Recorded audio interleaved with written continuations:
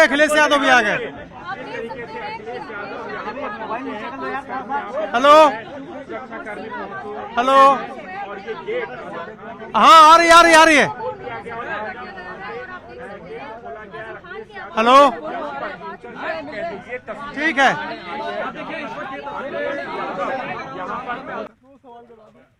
कब से 6 महीने हो गए आपका इंटरव्यू नहीं सर? कहाँ? अरे प्लीज 2 सवाल।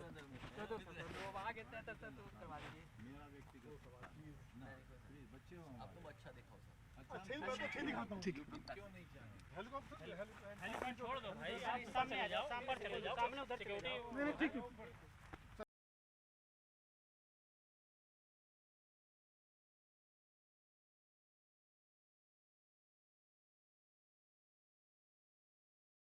आदरणीय आजम खान साहब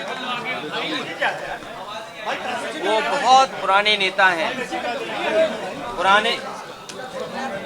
पुराने नेताओं की बात ही कुछ और है, पुराने लोगों की बात ही कुछ और होती है। ये हमारी पार्टी के दरख्त हैं, इतनी गहरी जड़ें और उतना ही गहरा उनका साया भी हम लोगों के साथ हमेशा रहा है। और ये बड़ी लड़ाई है, उसमें हम सब लोग मिलकर के लड़ेंगे। उनका स्वास्थ्य अच्छा हो, उन्हें न्याय मिले। 2027 में सरकार बनने जा रही है और पीढ़ी की आवाज बुलंद होगी।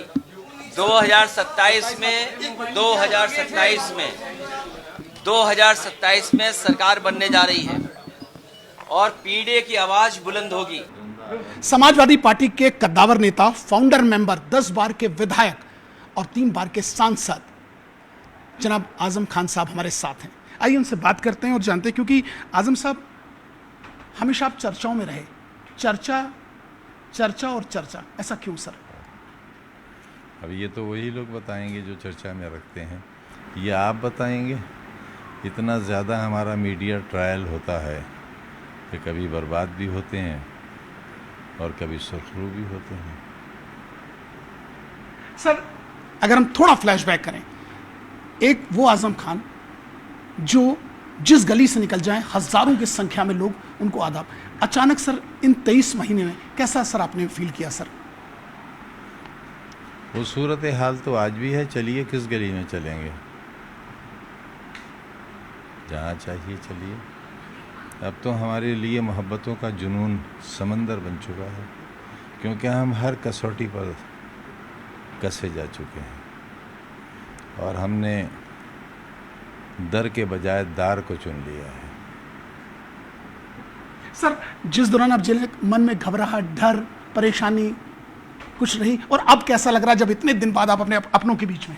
जब ओखली में सर दे दिया तो मूसल से क्या डरना था। वो तो पहले 27 महीने रहे थे, फिर 23 महीने रहे। पढ़ रहे थे तो इमरजेंसी में 2.25 साल रहे। उम्र गुजरी है इसी दश्त की सयाही में। सर इमरजेंसी में भी आप जेल गए, उस समय और अब में क्या आपको फर्क लगा? कितना फर्क लगा? क्योंकि आपने खुद का एक कोठरी में थे आप। पहले आदमियत थी, अब हैवानियत भी नहीं है। दुख होता है सर कहीं ना कहीं सुन के। शर्म आती है, शर्म आती है। सर आपका स्वास्थ्य भी ठीक नहीं है, आपको शायद लंग्स की भी दिक्कत है, आइज में भी प्रॉब्लम है। लंग्स की नहीं है, थ्रोट की दिक्कत है, इन्फेक्शन रहता है। इसलिए कि मैं एक रोटी दोपहर और आधी रोटी रात खाता था नींबू के अचार से, तो उसकी वजह से गला बहुत ख़राब हो गया। सर कहते हैं आजम साहब के पास एक बहुत बड़ा खजाना है, खजाना छुपा है। लोग बताते हैं कि खजाना है, कुछ पार्टी के नेता कहते हैं आपके पास गड़ा हुआ खजाना। क्या वो गड़ा खजाना है लोगों के जहन में बार बार है सर? ये है, ये दामन है। जब फैलाता हूँ तो सोने चांदी हीरे मोती से भर जाता है। ये यूनिवर्सिटी इसी दामन ने बनाई है, इससे बड़ा खजाना क्या होगा। सर आपने शिक्षा के क्षेत्र में भी बड़ा योगदान दिया, लेकिन आप पर चोरी के भी बहुत आरोप लगे। आपने गल्ला लूटा शायद, अगर मैं गलत नहीं हूँ। कई आपकी दुकान लूटी, मुर्गी लूटी, लुटवाई, लूटी नहीं, मैंने कहीं नहीं लूटी, लुटवाई। 120 बीघा मुलजिम हूँ। मुर्गी, बकरी, भैंस, किताब, फर्नीचर, ये जो फर्नीचर दिख रहा है आपको, ये मैं पुरानी अलमारियाँ कलकत्ते से लाता था, फिर इनकी मरम्मत कराता था, तब इन्हें लगाता था यहाँ।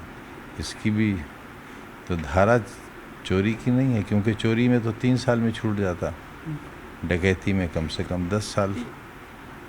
सर अब बताइए, अब जब अपनों के बीच आए कैसा लग रहा है सर आपको, और क्या अब आपका प्लान ऑफ एक्शन क्या है नेक्स्ट आजम सरकार? ये तो तय करना पड़ेगा कौन अपना है कौन अपना नहीं है, इसके लिए कुछ वक्त चाहिए मुझे। सर आज अखिलेश जी आपसे मिलने आए, बहुत आपकी सेहत के बारे में देना, क्या बातें, 2 घंटा आपके साथ बैठे सर?